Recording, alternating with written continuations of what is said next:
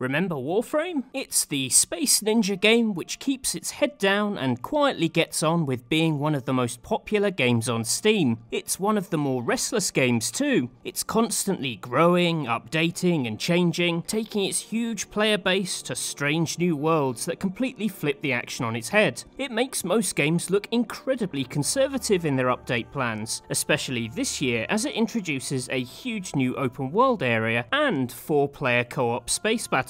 Oh, and hoverboards. Warframe in 2018 is a very different proposition to Warframe in 2013, so I thought I'd run through the biggest additions heading our way that make it worth taking a second look. The big news first, Warframe is going to space.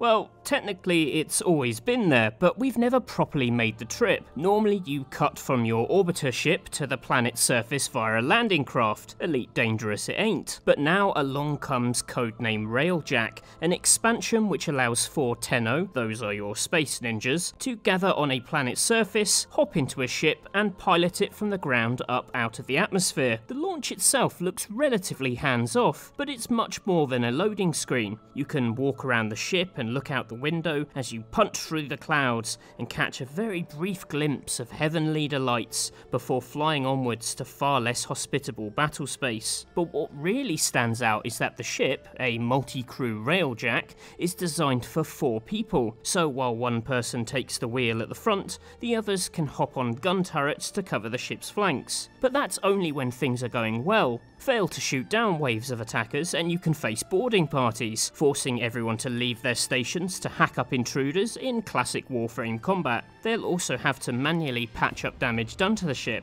You see, while this presentation largely focuses on how cool it is to pilot the Railjack through space debris and carnage, we all know the person having the most fun is the one spraying the fire extinguisher. The more the development team revealed, the more it became apparent that flying the Railjack is a lot like playing a third-person action version of FTL. The crew can use a central command panel to adjust the power balance, shunting energy into weapons, engines or shields, and changing the behaviour of the ship as they do it. Warframe players are used to playing with others, but that usually descends into 4 mad ninjas doing their own thing. This is a far more concentrated cooperative experience, one that gives everyone something to do in the moment-to-moment action, as well as offering wider decisions that the group can make about how the ship is managed. It looks absolutely brilliant. Morning parties! Hold your ram sleds! Of course, now that Digital Extremes has built a co-op ship, they have to find something to do with it. In this demo, the crew goes after a dreadnought that's raining down death on the planet's surface below. It's a pretty standard Star Wars-y approach, with waves of ships spilling from the belly of the beast, but the magic bit happens when they get up close. With the enemy vessel's security wrapped up tight inside, one member of the Railjack crew has to hop out the airlock and manually fly into enemy territory using their Archwing. It's basically a really snazzy jetpack. What I love about the boarding parties is that the Railjack is still in play while the ship is being invaded, not only defending itself from attacks, but aiding the Tenno inside by hacking into the ship's defences. From the control panel you can drop security gates and turn gun turrets against their masters, which obviously plays out in real time from the perspective of those inside the ship. This clears a path to the heart of the ship, which allows the Infiltrator to mark it as a target. We now flip back to the Railjack, pump up all the power from the shields and engines into the gun, and fire one killing blow into the heart of the enemy. This is it, operator.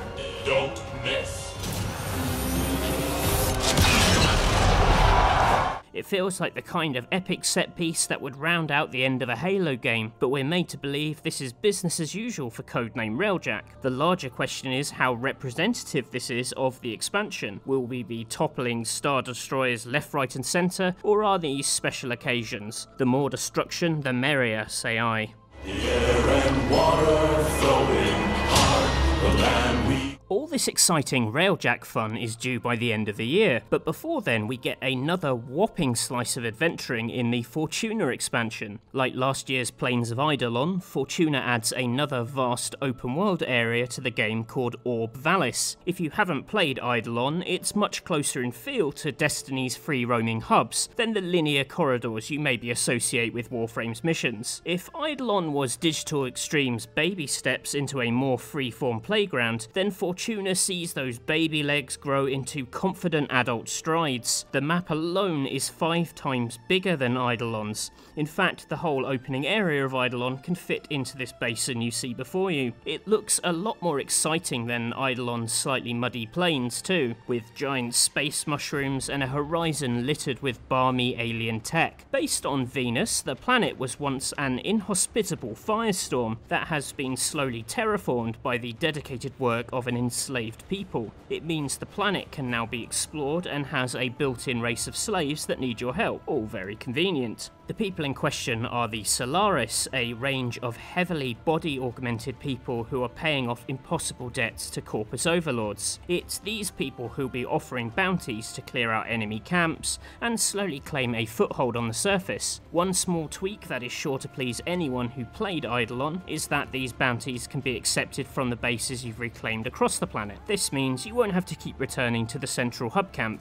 It's all geared to you just playing more and more. Even more exciting than this is the existence of giant spider bots who clamber around the rocky outcrops and threaten to drop in on you. These serve a similar role as the Eidolons in Plains of Eidolon, offering mammoth boss creatures that only the highest level teams are going to bring down. From the look of the demo, these are able to move around quite freely, so should hopefully make for some fun surprise encounters. Oh, and there are bouncy mushrooms too, because inside every Warframe is an Italian plumber trying to get out.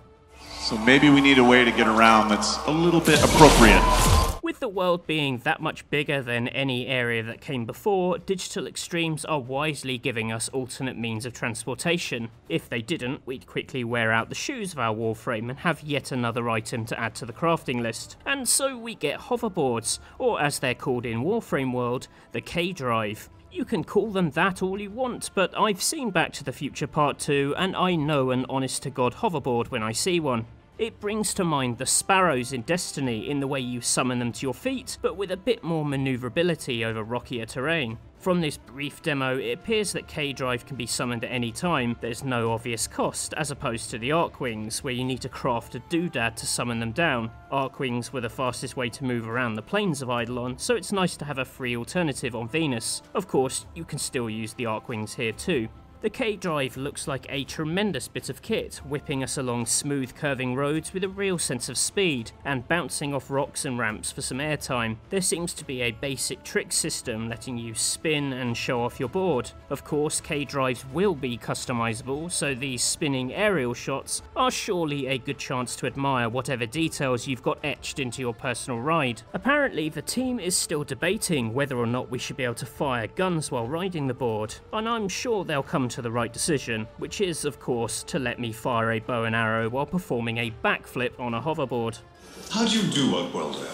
My mission is to conserve this region's unique species. We all know that Tenno are good at murdering things, so in a neat twist, their incredible power is being put towards conserving life in the Fortuna expansion. Once you've purchased a lore and a tranquilizer rifle from the excellently named robot The Business, you can set yourself up as a freelance conservationist. Creatures don't have a good lifespan in the harsh climate of Orb Vallis, so if you spot animal tracks on your travels, you should take the opportunity to find the owner of those feet a safer home. At this point, the game becomes a hunting simulator as you creep around the countryside, listening for the animal's cry. Once located, you use your new echo lure to try and replicate the animal's call and lure it out. This is a bit of a Simon Says call and repeat minigame, where you have to match the varying pitch of the animal's call.